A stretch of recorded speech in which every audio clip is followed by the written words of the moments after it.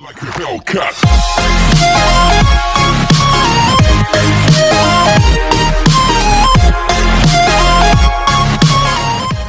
Okay, ચાલો છોકરાઓ, આપણે આપણા ચેપ્ટરને આગળ વધારીએ.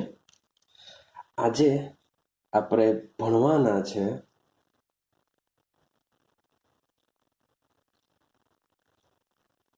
સંકલિત વેગ સમીકરણ. તો આજે સંકલિત વેગ સમીકરણ છે. તો સૌથી પહેલા થોડીક બેઝિક ઇન્ફોર્મેશન મેળવીએ કે આ સંકલિત વેગ સમીકરણ શું છે, શા માટે આપણે ભણવું પડશે, એનું જરૂર ડિસ્કશન કરીએ. તો સમજો, આપણે આગળ સમજીને આવ્યા કે રાસાયણિક પ્રક્રિયાના વેગને સાંદ્રતાના સંદર્ભમાં જો મારે દર્શાવવું હોય, રાસાયણિક પ્રક્રિયાના જો વેગને સાંદ્રતાના સંદર્ભમાં દર્શાવવું હોય તો એના માટે મારે વિકલન શબ્દ બોલું છું, વિકલનીય વેગ સમીકરણ દ્વારા દર્શાવી શકે છે. આપણે આગળના વિડીયોમાં વાત કરીને આવ્યા કે રાસાયણિક પ્રક્રિયાના વેગને સાંદ્રતાના અનુસંધાનમાં અથવા તો સંદર્ભમાં જો દર્શાવવું હોય તો આપણે વિકલનીય વેગ સમીકરણ દ્વારા દર્શાવી શકીએ છીએ. પણ આ જે વેગ સમીકરણ છે એ વેગ સમીકરણ દ્વારા આપણે ત્વરિત વેગ નક્કી કરી શકાતો નથી. જે વિકલનીય વેગ સમીકરણ છે એ વેગ સમીકરણ પરથી આપણને ત્વરિત વેગ મેળવી શકતા નથી. કારણ કે ત્વરિત વેગ માટે શું કરવું પડશે? આપણે યાદ કરો, સાંદ્રતા વર્સિસ સમયનો આલેખ દોરવો પડશે. સાંદ્રતા વર્સિસ સમયનો આલેખ દોરો અને આ આલેખમાં શું કરીશું? આપણે કોઈ પણ ટી બિંદુ આગળ આપણે દોરીશું સ્પર્શક. યાદ છે? આ રીતના આપણો આલેખ હોય છે. માની લો કે પ્રક્રિયકના અનુસંધાનમાં દોરીએ તો આપણે શું કરીએ છીએ? કોઈક સમય પર આપણે આ રીતના સ્પર્શક દોરીએ છીએ. તો સ્પર્શકની જે મુજબની ધાર હશે તે મુજબ આપણે ત્વરિત વેગ નક્કી કરીએ છીએ.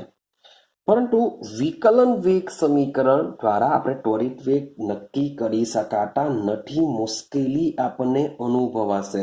માટે આ મુશ્કેલી દૂર કરવા માટે જે વિકલનીય વેગ સમીકરણ છે એ વિકલનીય વેગ સમીકરણનું આપણે શું કરી દેશું? સંકલન કરશું.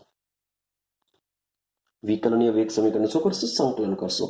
સંકલન કરવાથી આપણને જુદા જુદા સમયે સાંદ્રતા અને વેગ અચળાંક મેળવી શકીશું.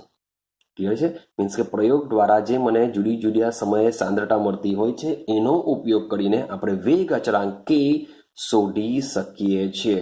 માટે આપણે વિકલનીય વેગ સમીકરણની જગ્યાએ શું કરીશું? હવે સંકલનીય વેગ સમીકરણનો ઉપયોગ કરીશું. માટે ટોપિકનું નામ છે સંકલિત વેગ સમીકરણ. જે વિકલનીય વેગ સમીકરણનો ઉપયોગ કરીને આપણે જુદા જુદા સમયે સાંદ્રતા અને વેગ જે મળે છે એના પરથી આપણે વેગ અચળાંક શોધી નહીં શકીશું. પરંતુ સંકલન કરવાથી આપણે જુદા જુદા સમયે અને સાંદ્રતા જે માપીએ છીએ એના પરથી આપણે વેગ અચળાંક મેળવી શકીશું. તો વિકલનીય વેગ સમીકરણ પરથી આપણે એનું સંકલન કરીને મેળવીશું. તો આપણે આપણા સિલેબસની અંદર બે જાતની પ્રક્રિયાઓ જોવાની છે, જેમાં આજે આપણે ડિસ્કશન કરીશું. સૌથી પહેલા શૂન્ય ક્રમની પ્રક્રિયા. મોસ્ટ આઈએમપી કરવું જ પડશે તમારે આ theory. Anyhow do or die. જો એક્ઝામમાં મીન્સ કે પૂછાવાના ચાન્સ બહુ બધા વધારે હોય છે. આ ચેપ્ટરમાંથી મેં તમને કીધું કે 3 થી 4 તમને હું થિયરી આપા અને મોટે ભાગે આ ચેપ્ટરમાંથી દાખલાઓ નીકળે છે. તો થિયરી બી પૂછી શકાય, હું ના નથી પાડતો, પણ જે થિયરી પૂછાય છે હું તમને કહેતો જાઉં છું. આ ચેપ્ટરમાં હું તમને પહેલી થિયરી આપું છું, મોસ્ટ આઈએમપી, કે જે તમને 3 માર્ક્સની અંદર પૂછી શકાય. શૂન્ય ક્રમની પ્રક્રિયા પૂછાશે કેવી રીતના? તો શૂન્ય ક્રમની પ્રક્રિયા માટે સંકલિત વેગ સમીકરણ મેળવી તેનો અર્ધ આયુષ્ય સમીકરણ મેળવો. આ રીતના ક્વેશ્ચન નીકળશે. રેડી છે? ચાલો, તો આપણે શરૂઆત કરીએ. ઇઝી છે, બહુ ટેન્શન લેવાની જરૂર નથી, થોડાક પોઈન્ટ તમારે યાદ રાખવાના છે. તો આપણે શરૂઆત કરીશું. શૂન્ય ક્રમની પ્રક્રિયાનું સંકલિત વેગ સમીકરણ મેળવીશું. મીન્સ કે ટોપિક પર કયો છે આપણો? સંકલિત વેગ સમીકરણ. હા કે ના? તો આપણે શું કરીએ છીએ? શૂન્ય ક્રમની પ્રક્રિયા માટે સંકલિત વેગ સમીકરણ મેળવીશું. ચાલો, સૌથી પહેલા આપણે સમજવું પડશે શૂન્ય ક્રમ. યાદ કરો, પ્રક્રિયાનો ક્રમ એટલે શું? તો પ્રક્રિયાનો ક્રમ એટલે કે આપણું જે વિકલનીય વેગ સમીકરણ છે, એ વિકલનીય વેગ સમીકરણની અંદર જે પ્રક્રિયકો છે એ પ્રક્રિયકોની સાંદ્રતાના ઘાતાંકમાં આપણે જે પણ કંઈ દર્શાવીએ છીએ એને પ્રક્રિયા ક્રમ કહેશું. હવે મતલબ થાય શૂન્ય ક્રમ. શૂન્ય ક્રમનો મતલબ એવો થવો જોઈએ કે જે પ્રક્રિયક હશે એ પ્રક્રિયકની જે સાંદ્રતાની ઉપર આપણે 0 મૂકવું પડશે, તો જે શૂન્ય ક્રમની બનશે. તો સમજો, સૌથી પહેલા વાત કરું છું શૂન્ય ક્રમ. શૂન્ય ક્રમનો મતલબ શું થાય? તો શૂન્ય ક્રમની પ્રક્રિયા એટલે કે પ્રક્રિયાનો વેગ પ્રક્રિયકની સાંદ્રતાના શૂન્ય ઘાતાંકને શું હશે? સમપ્રમાણમાં હોય છે. ક્લિયર છે? તો સૌથી પહેલું સેન્ટેન્સ આપણું શું આવશે? શૂન્ય ક્રમની પ્રક્રિયા કોને કહેવાશે એના વિશે તમારે લખવાનું છે. શૂન્ય ક્રમ છે એટલે કે પ્રક્રિયકની સાંદ્રતાની ઉપર 0 આપણે દર્શાવવું પડશે. તો એનો મતલબ એમ થાય કે મારી પાસે કોઈક રિએક્શન બી હોવી જોઈએ. હા કે ના? તો આપણે ધારી લઈએ, ધારો કે કોઈ સામાન્ય પ્રક્રિયા રિએક્ટન્ટ ઇટ ગિવ્સ પ્રોડક્ટ છે. કારણ કે મારી પાસે રિએક્શન હશે તો એને પછી વિકલનીય વેગ સમીકરણ દ્વારા હું એને દર્શાવી શકાય, નીચેમાંથી દર્શાવી શકાય. ચાલો, તો આ રિએક્શન માટે પ્રક્રિયાનો વેગ, ચાલો વેગ પ્રક્રિયકના અનુસંધાનમાં જો આપણે દર્શાવીએ તો is equal to minus D R by શું થશે? D T. ક્લિયર થાય છે? શું થશે? પ્રક્રિયાનો વેગ બરાબર માઇનસ ડીઆર બાય ડીટી. ચાલો, વેગ તો દર્શાવી દીધું. ઇઝ ઇક્વલ ટુ યાદ કરો, શું કરીએ છીએ આપણે? કે મૂકીએ છીએ. હા કે ના? હવે એકચ્યુઅલી ઘાતાંકને સમપ્રમાણમાં છે. તમે માઇનસ ડીઆર બાય ડીટી ચલે છે, આર રેસ ટુ 0, તમે મીન્સ કે આનું આખું સમીકરણ દર્શાવી દઉં તો આર રેસ ટુ 0, તો જ એને શું કહેવાશે? શૂન્ય ક્રમની પ્રક્રિયા કહેવાશે. આઈડિયા આવે છે કંઈ? હવે તમે સમપ્રમાણમાં હોય છે, ઇઝ ઇક્વલ ટુ કેની જગ્યાએ ચલ મૂકી દેવું, પછી બીજું સ્ટેપ બનાવો, minus DR by DT is equal to K ઉપર આર એસ ટુ 0, તો પણ ચાલશે. જે કરો તે કરો. રેડી? તો આપણે એક સીધું સિમ્પલ સ્ટેપ છે લખી દીધેલું છે. હવે આર રેસ ટુ 0 નો મતલબ શું થાય? હવે કોઈ પણ રાશિનો શૂન્ય ઘાતાંક, કોઈ પણ રાશિનો શૂન્ય ઘાતાંક એ એકમ હોય છે, એટલે કે એની વેલ્યુ હંમેશા 1 હોય છે. તમે કોઈ પણ ગમે એટલી મોટી રકમ હોય તેના માથા ઉપર તમે શૂન્ય મૂકી દેશો તો એની વેલ્યુ કેટલી થઈ જશે? 1 થઈ જશે. ક્લિયર થાય છે? માટે કેવી રીતે દર્શાવી શકાય? ચાલો જોજો.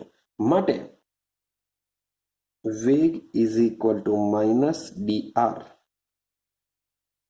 By dt. હવે તમે વેગ નહીં દર્શાવો હોય તો ચાલશે, કારણ કે એકચ્યુઅલી આ વેગ જ દર્શાવે છે પ્રક્રિયાના અનુસંધાનમાં. તો તમે આ નહીં લખશો તો બી ચાલશે. તો હવેથી આપણે લખવાની કોઈ જરૂર નથી. ચાલો જોજો, minus dr by dt is equal to શું થઈ જશે? બાય કે RS2 0 એટલે કે 1 થઈ જશે. ચાલો લખી દઈએ, ગુણ્યા 1. રેડી છે? હવે શું કરીએ? dt ને પહેલા આની સાથે ગુણી કરીએ, માઇનસ dr ને કરતા બનાવીએ. માટે ટોટલી મેથેમેટિકલ સ્ટેપ જેવું છે, ઇઝી આવશે. તો D R is equal to K into DT. આવું કંઈક થવાનું, હા કે ના? ચાલો, માઇનસ ને તે બાજુ, ભાઈ માઇનસ તે બાજુ કંઈ પ્લસ ની થઈ જશે. આપણે કંઈ આખી વેલ્યુ નથી લઈ જતા, ખાલી માઇનસ ને ટ્રાન્સફર કરીએ છીએ. માટે માઇનસ નો કોઈ પ્લસ નહીં થશે, માઇનસ હશે માઇનસ સ્વરૂપે રહેશે. માટે dr is equal to minus K into શું થઈ જશે? ડીટી થઈ જશે. ક્લિયર થાય છે? આટલું ક્લિયર થઈ ગયું? સિમ્પલ છે. હવે આગળ જઈએ, સમજો. ચાલો, હવે બંને બાજુ સંકલન કરતા. હવે આપણે શું કરીશું? બંને બાજુ સંકલન કરવાના, કારણ કે આપણે સંકલિત વેગ સમીકરણ મેળવવાના છે. તો બંને બાજુ શું કરીએ? હવે સંકલન કરીએ. તો dr નું સંકલન થઈ જશે r. યાદ રાખજો, dr નું સંકલન શું થઈ જશે? r ઇઝ ઇક્વલ ટુ, ચલો dt નું થઈ જશે t. dt નું શું થઈ જશે? t. માટે minus K into T, minus K into T plus આપણે મૂકીશું i. i means what? તો એને કહેવાશે ઇન્ટિગ્રેટેડ, મીન્સ કે સંકલન આપણે ઇન્ટિગ્રેશન કહીએ છીએ. સંકલન મીન્સ વોટ? ઇન્ટિગ્રેશન. તો આપણે સંકલન કરીએ છીએ તો ઇન્ટિગ્રેશનનો જે i છે આપણે એનો અચળાંકને આપણે પ્લસ રૂપે મૂકીશું, કે જ્યાં i એ શું છે? સંકલન અચળાંક છે. i ને શું કહેશું આપણે? સંકલન અચળાંક કહેશું. ક્લિયર થાય છે? ચાલો, હવે જ્યારે પણ તમે આ રીતના સંકલન અચળાંક મેળવી લો, માની લો કે આને હું સમીકરણ નંબર 1 આપી દઉં છું. તો જ્યારે પણ તમે i ની વેલ્યુ આ રીતના i આવી જશે, ત્યાર પછી તમારે i ની વેલ્યુ આમાં મૂકવાની હોય છે, એવું યાદ રાખજો. કારણ કે આના પછી આપણે પ્રથમ ક્રમ માટે જોવાના. તો એમાં પણ સેમ આ જ વસ્તુ આવશે કે એકવાર સંકલન કરી દીધા બાદ જે સમીકરણ આવશે ત્યાર પછીનું સ્ટેપ શું? તો આપણે i ની વેલ્યુ અહીંયા મૂકવાની છે. તો i ની વેલ્યુ ક્યારે થશે? તો એના માટે એક પોઈન્ટ યાદ રાખીશું કે t બરાબર 0 સમયે, કે માન લો કે સમય 0 છે. હવે સમય 0 હોય, પ્રક્રિયાની શરૂઆત થઈ જ નથી, તો રિએક્શનમાં હાજર શું હશે? માત્ર ને માત્ર પ્રક્રિયક. અને એ પ્રક્રિયકની જે સાંદ્રતા હોય છે એ પણ શરૂઆતની હોય છે, એટલે કે t બરાબર 0 સમયની સાંદ્રતા હોય છે. મારે t બરાબર 0 સમયે પ્રક્રિયક r ની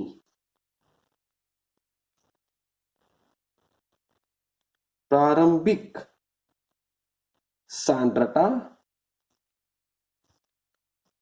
R0 હોય છે.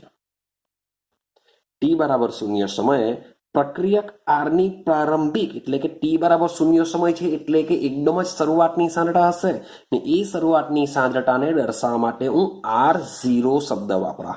0 શું દર્શાવે છે? t બરાબર 0 સમયની સાંદ્રતા. તો આ વેલ્યુ શું કરીએ? આપણે સમીકરણ નંબર 1 માં મૂકીએ.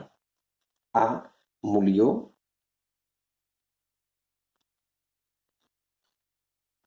સમીકરણ 1 માં મૂકતા. ચાલો, 1 માં સમીકરણના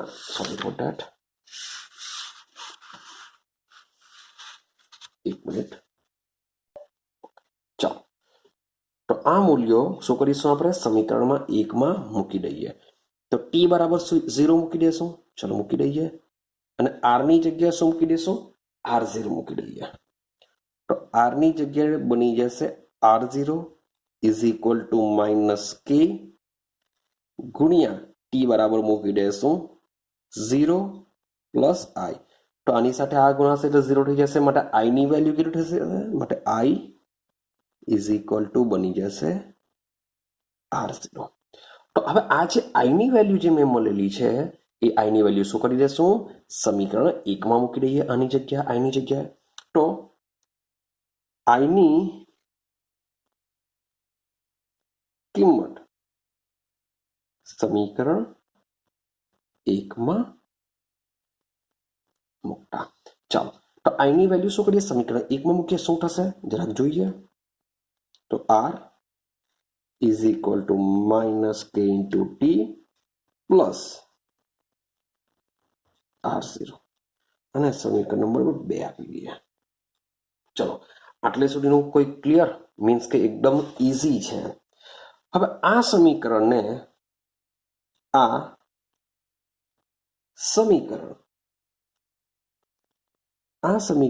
સીધી રેખાનું સમીકરણ કયું છે? y is equal two mx plus C. સીધી રેખાનું સમીકરણ શું છે? y is equal two mx plus C ના આલેખ સાથે સરખાવતા આપણે શું કરીશું? આ જે સમીકરણ જો ચેક કરો, y is equal two mx plus C means કે આની સાથે મળતું આવે છે. અને આ કેવું હોય છે? સીધી રેખાનું સમીકરણ હોય છે. માટે આ સમીકરણને આની સાથે સરખાવવા માટે હું શું કરા? આર એટલે કે પ્રક્રિયકની સાંદ્રતા વિરુદ્ધ સમયનો આલેખ દ્વારા સાથે સરખાવતા અથવા તો સરખાવવા પ્રક્રિયકની સાંદ્રતા. ચાલો, પ્રક્રિયકની સાંદ્રતા આર વિરુદ્ધ સમયનો આલેખ દોરતા સીધી રેખા મળે છે. આપણે શું મળશે? સીધી રેખા. તો સમજીએ. મન લે કે આ મારી પાસે અહીં આરની સાંદ્રતા છે, ઉપર તરફ વધતી હોય છે. ઠીક છે? ઓકે, હવે નીચે શું લેશું? સમય લેશું. ને અહીંયા આ જે છેડો હોય છે ત્યાં આગળ 100%ની વાત છે. સમય કેટલો હશે? 0 હશે. પ્રક્રિયકની સાંદ્રતા બી કેટલી હશે? અહીંયા 0 હશે આખી લાઈનમાં. હવે સમજો, અહીંયા 0 હશે, અહીંયા ટી હશે. હવે આપણો જે આલેખ છે, તમે આરની સાંદ્રતા વિરુદ્ધ સમયનો જે આલેખ દોરશો એ આલેખ તમને જોવા મળશે આ રીતના સીધી રેખામાં મળતો હોય છે. એટલે કે જેમ જેમ સમય વધશે તેમ તેમ આરની સાંદ્રતા પહેલા બહુ બધી હશે, એ ઘટી આ રીતના જતી હોય છે. ક્લિયર થાય છે? તો આ રીતના આપણે સીધી રેખામાં મળે છે. હવે આ જે આલેખ છે એ આલેખ પર આપણે ઢાર દોરી શકીએ છીએ. શું દોરી શકીએ છીએ? ઢાર. સૌથી પહેલા આપણે આપણું જે સૂત્ર મેળવીને આવેલા છે એ હું જરાક અહીંયા લખી દઉં. તમારે રીતના લખવાનું નથી, પણ હું તમને લખીને આપી દઉં કે R is equal to minus K into T plus R0 આપણે મેળવીને આવ્યા છે. હવે સમજો, આપણે શું કર્યું? આપણે કર્યું છે આર વિરુદ્ધ ટીનો આલેખ દોર્યો છે. તો આર વિરુદ્ધ ટીનો આલેખ થયો, સીધી રેખામાં મળ્યો. હવે જે ઢાળ છે, આ ક્વેશ્ચન બધા નીકળતા હોય છે, યાદ રાખજો કે શૂન્ય ક્રમની પ્રક્રિયામાં ઢાળની વેલ્યુ કેટલી હોય છે, શૂન્ય ક્રમની પ્રક્રિયામાં આંતરછેદની વેલ્યુ કેટલી હોય છે, નીચેનામાંથી કયો આલેખ શૂન્ય ક્રમની પ્રક્રિયા માટેનો છે. તો આ બધી વસ્તુ તમારે એમસીક્યુ માટે પણ યાદ રાખવાની છે. મે બી થિયરી તરીકે નહીં પૂછાયું તો એમસીક્યુ બી તમને કામ લાગશે. માટે સાંદ્રતા આરનો સમય વિરુદ્ધ આલેખ છે, તે આલેખ મળશે સીધી રેખામાં. એટલે કે જેમ જેમ સમય પસાર થશે તેમ તેમ પ્રક્રિયકની સાંદ્રતા ઘટતી જાય છે, જે દર્શાવવામાં આવી છે. પણ યાદ રાખજો, આપણે આ જે આલેખ છે, સર તમે કે સર અગાડી તો તમે પેલું કર્વ દોરીને આપેલું ને, આવી રીતના દોરીને આપેલું ને. ભાઈ, આપણે આ સંકલન કરેલું છે. આપણે શું કરેલું છે? સંકલન કરેલું છે, માટે રેખા કેવી મળશે આપને? સીધી મળશે. જ્યારે પેલું સંકલન નહીં હતું, એ માત્ર ને માત્ર પ્રક્રિયક વિરુદ્ધ સમયનો આલેખ હતો. જ્યારે આ સંકલિત વેગ સમીકરણનો ઉપયોગ કરીને આપણે આલેખ દોરીએ છીએ, માટે આપણે શું મળશે? સીધી રેખામાં મળશે. ચાલો, હવે આ જે આલેખ છે, એ આલેખમાં જે ઢાર આપણે દોરીશું, જે આલેખનું ઢાર મીન્સ કે આ રીતના આપણે કોઈ બી હિસાબે ઢાર લઈ શકીએ છીએ. તો આ જે ઢાર છે, એ ઢારની વેલ્યુ બરાબર મને મળશે -k. યાદ રાખજો, ઢારની વેલ્યુ શું હોય છે? -k બરાબર હોય છે. અને વાત કરું આંતરછેદ, વાત શાની કરો? આંતરછેદ. હવે આંતરછેદ કોને કહેવાય? તો આંતરછેદ કોને કહેવાશે? આ જે તમારો આલેખ છે, એ આલેખને તમે સાંદ્રતાની દિશામાં લંબાવો. તો સાંદ્રતાની દિશામાં લંબાવતા આ પોઈન્ટ જે જગ્યાએ મળશે, આલેખ તમારો સાંદ્રતા પરની સપાટી પર જે જગ્યાએ મળશે, એને કહેવામાં આવે છે R0. તો આંતરછેદ તમને શાની વેલ્યુ આપશે? R0 ની વેલ્યુ આપશે. એટલે કે શરૂઆતમાં ભાઈ કેટલી સાંદ્રતા હશે એ પર તમને આઈડિયા આવી જશે. ક્લિયર છે? ચાલો, હવે ઉપરનું જે સમીકરણ નંબર 2 છે, એ સમીકરણ નંબર 2 ને જરાક વ્યવસ્થિત જો લખવાનો પ્રયત્ન કરીએ, મીન્સ કે આ જ સમીકરણ આપણે દર્શાવેલું છે, એમાંથી હવે આપણે શું કરીએ? આપણે -kt ને આ બાજુ લઈ આવીએ. એટલે કે એ શું થઈ જશે? આપણે પેલા લખી દઈએ સમીકરણ 2 પરથી. ચાલો, સમીકરણ 2 પરથી. તો ભાઈ kt ને સૌથી પહેલા મેં શું કર્યું? -kt ને આ બાજુ લઈ આવ્યો, પ્લસ થઈ ગયું. તો આ r ને તે બાજુ લઈ જાઉં. જો r ને તે બાજુ લઈ જાઉં તો આ માઇનસમાં થશે. યાદ રાખજો, ભૂલ થવી નહીં જોઈએ. આ તો ઓલરેડી પ્લસમાં છે, પ્લસમાં છે એટલે શું થશે? R0. આ શું બનશે? માઇનસ, માટે -r બને. કે શું કરશે છોકરો? આ r ને તે બાજુ લઈ જાય એટલે kt = r - r0 લખી દેશે. એ ખોટું પડી જશે, ભૂલ થવી નહીં જોઈએ. ચાલો, તો k ને કરતા બનાવીએ તો k બરાબર શું થશે? k = r0 - r/t. તો જો વેગ અચળાંક આપને મળી ગયો, તો આ સમીકરણનો ઉપયોગ કરીને આ સૂત્ર તમારે યાદ રાખવાનું છે, કારણ કે દાખલા આવશે. જે દાખલા પૂછાશે એના માટે બી આ સૂત્ર કામનું છે. માટે શૂન્ય ક્રમની પ્રક્રિયા આપેલી હોય અને એનો જો વેગ અચળાંક તમારે શોધવો હોય તો 100% આનો ઉપયોગ કરવો પડશે, કારણ કે ચોક્કસ સમય હશે જ. રેડી ભાઈ? શરૂઆતની સાંદ્રતામાંથી આપણે અંતિમ સાંદ્રતા બાદ કરી દેશું તો મને વેગ અચળાંક કે મળી જશે, જે આપણે વિકલનીય વેગ સમીકરણનો ઉપયોગ કરીને મેળવી શકાતો ન હતો. પરંતુ આનો ઉપયોગ કરીને આપણે સીધા જ શું કરી શકીએ છીએ? સાંદ્રતા અને સમયનો ઉપયોગ કરીને સીધો વેગ અચળાંક મેળવી શકીએ છીએ. ક્લિયર થઈ ગયું? તો આ સૂત્ર તમારે દિમાગમાં ફિટ રાખવું પડશે. હવે આની સાથે જ બીજો પ્રશ્ન પૂછાય છે કે શૂન્ય ક્રમની પ્રક્રિયા માટેનો અર્ધ આયુષ્ય સમયનું સમીકરણ બી મેળવો. તો આપણે હવે વિચારીએ અર્ધ આયુષ્ય સમય. તો દાખલામાં બી સેમ અર્ધ આયુષ્ય સમય પૂછી શકે છે. MCQ બરાબર બહુ નીકળે છે, તો બરાબર સમજવાનો પ્રયત્ન કરજો. આખી થિયરી બહુ ઇમ્પોર્ટન્ટ છે. એઝ અ બોર્ડની દ્રષ્ટિએ MCQ લઈ લો, ગુજકેટના MCQ લઈ લો, બહુ કામ લાગશે. તો સૌથી પહેલા સમજો પ્રક્રિયાનો અર્ધ આયુષ્ય સમય શું છે.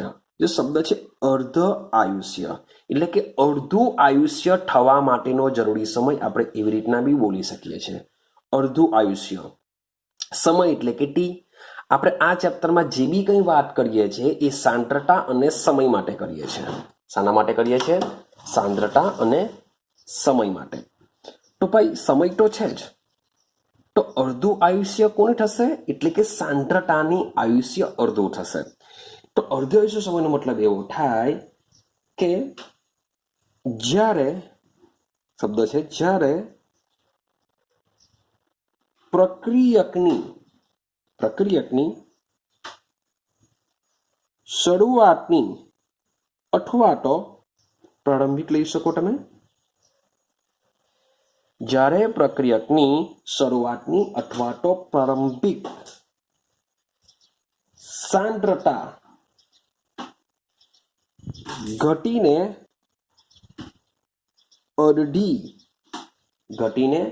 અડધી થાય તે માટેના જરૂરી સમયને તેનો અર્ધ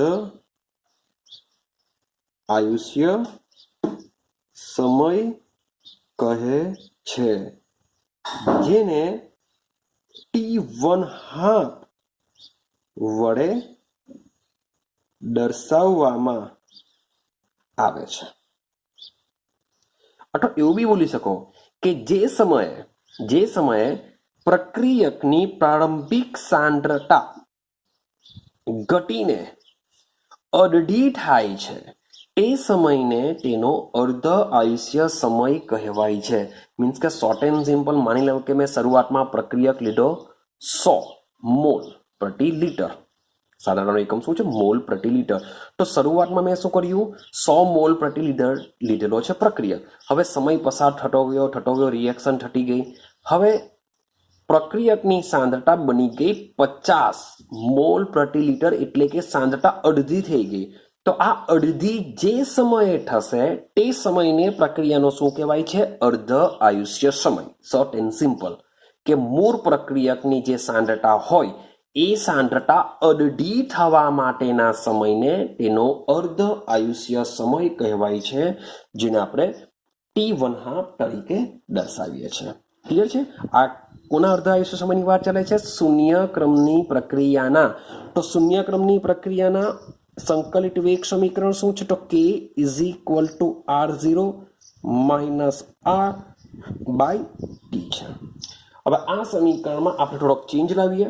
મીન્સ કે માની લો કે મારી જે શરૂઆતની સાંદ્રતા છે જેને R0 તરીકે કહેવાના. R0 એ તો શરૂઆતમાં છે જ.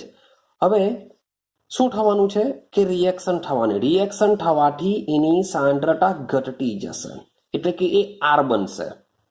એ શું બનશે? R. બરાબર. જરાક વિચારજો કે મારી પાસે શરૂઆતમાં તો છે જેને આપણે R0 કહેવાના. હવે જેમ જેમ સાંદ્રતા સમય રિએક્શન ચાલુ થઈ જશે, સમય વધતો જશે, તેમ તેમ હવે જે સાંદ્રતા રહેવાની તે R0 નહીં કહેવાય, એને R કહેવાશે.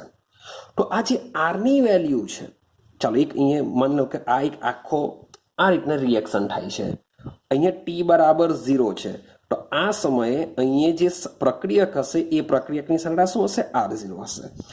હવે માનો કે જેવું T = 5 થાય, હવે T = 5 થાય, અહીંયા વોટ એવર જે બી સાંદ્રતા હશે એ કોની કહેવાશે? માત્ર R ની કહેવાશે. માનો કે T = 10 લઈ લો, તો T = 10 જે બી સાંદ્રતા હશે એ બી R કહેવાશે. તો આ જે R0 એટલે કે શરૂઆતમાં જ R0 કહેવાય, બાકીના આખી રિએક્શનમાં એને R કહેવાશે. ક્લિયર છે?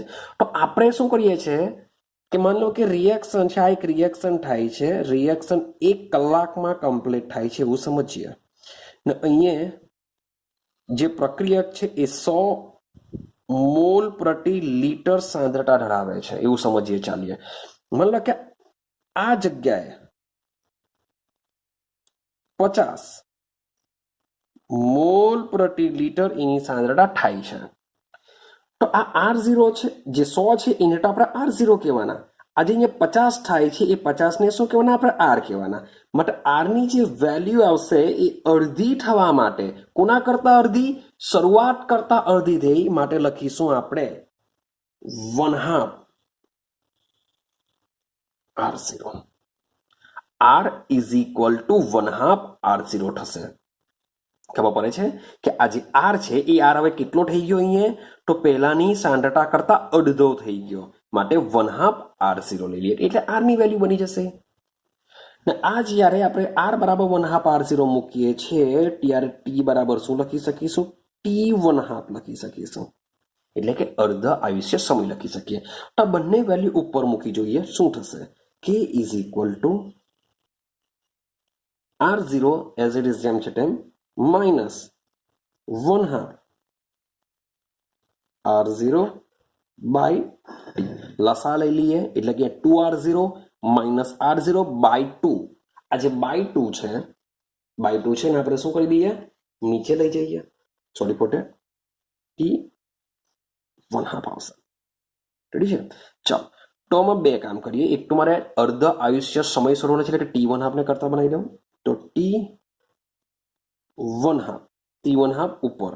ચાલો, આનો લસા લઈએ. 2R0 - R0 એટલે બચશે શું? માત્ર R0 બાય 2 ને હું નીચે લઈ લઉં એટલે બની જશે 2K, જેને આપણે કહીશું અર્ધ આયુષ્ય સમય માટેનું સૂત્ર. આને પણ તમારે યાદ રાખવાનું છે કે T1/2 બરાબર R0/2K. આ જે સૂત્ર છે કોના માટેનું છે? શૂન્ય ક્રમની પ્રક્રિયા માટેના અર્ધ આયુષ્ય સમય માટેનું છે. બરાબર મગજમાં ફિટ કરજો, ભૂલ થવી ન જોઈએ. આઈડિયા આવે છે? હવે તમે આ સમીકરણને જોશો તો આ સમીકરણમાં R0 એ સાંદ્રતા છે. યાદ રાખજો કે જે શૂન્ય ક્રમની જે પ્રક્રિયા છે તેનો અર્ધ આયુષ્ય સમય પ્રક્રિયકની સાંદ્રતાના સમપ્રમાણમાં હોય છે. આવો બી ક્વેશ્ચન નીકળે છે. ખબર પડે છે કઈ? એટલે કે T1/2 ચલે છે R0, પ્રક્રિયકની સાંદ્રતાના સમપ્રમાણમાં હોય છે તથા વેગ અચળાંકના વ્યસ્ત પ્રમાણમાં હોય છે. નીચેનામાંથી કયા ક્રમની પ્રક્રિયામાં સાંદ્રતાના સમપ્રમાણમાં અર્ધ આયુષ્ય સમય હોય છે, વેગ અચળાંક વ્યસ્ત પ્રમાણમાં હોય છે? આવા બી સેન્ટેન્સ કાઢી નાખે. તો એ બી બધા MC. તો T1/2 ચલે છે R0 એટલે કે શૂન્ય ક્રમની પ્રક્રિયાનો અર્ધ આયુષ્ય સમય પ્રક્રિયકની સાંદ્રતાના સમપ્રમાણમાં અને વેગ અચળાંકના વ્યસ્ત પ્રમાણમાં હોય છે. કારણ કે આના કરતા ઉલટું સામા બોલા પ્રથમ ક્રમની પ્રક્રિયા માટે તમને બોલા. તો અહીંયા સુધી તમે જો દર્શાવશો તમને 3 માર્ક્સ મળશે. એટલે સુધી દર્શાવો, તમને કેટલા માર્ક્સ મળશે? 3 માર્ક્સની થિયરી હોય છે. આ રીતે તમારે મેથેમેટિકલ સ્ટેપ તમારે દર્શાવવાના હોય છે. હવે તમને સમજાવું કે ખરેખર શૂન્ય ક્રમની પ્રક્રિયા કેવી રીતના થતી હોય છે એને સમજવાનો પ્રયત્ન કરીએ. તો એના એક્ઝામ્પલ થોડાક સમજીએ કે શૂન્ય ક્રમની પ્રક્રિયા ખરેખર શું છે.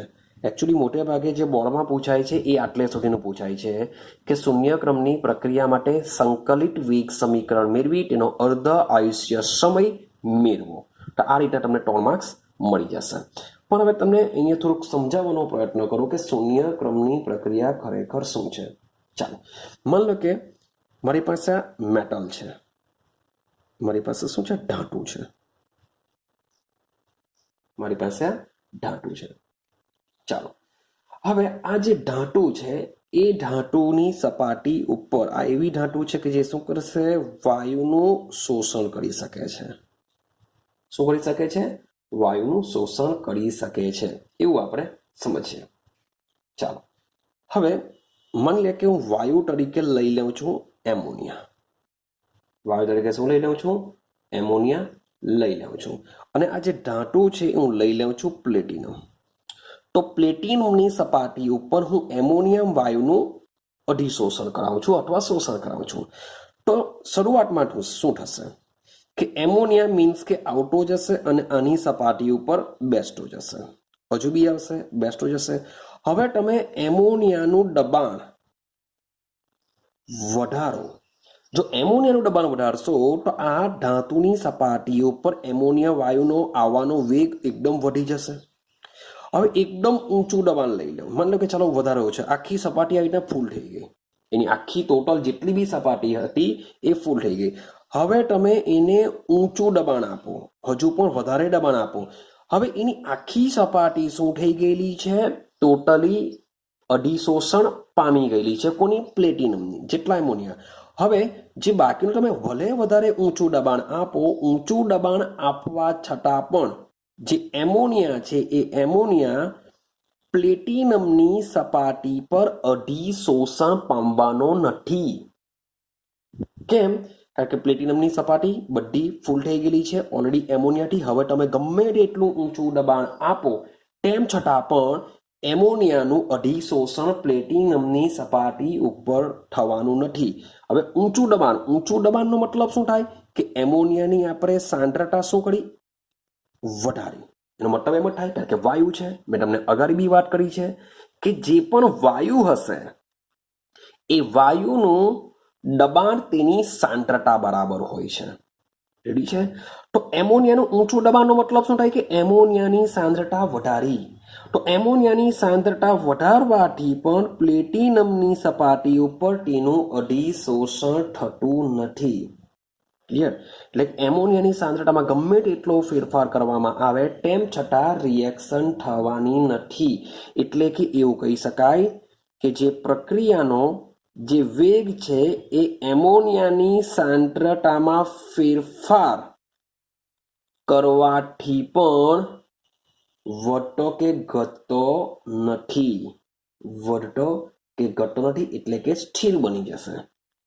તો આ કન્ડિશનમાં પ્રક્રિયાનો જે વેગ છે એ શૂન્ય ક્રમને અનુસરે છે, કારણ કે પ્રક્રિયા વેગમાં કોઈ ફરક પડવાનો નથી.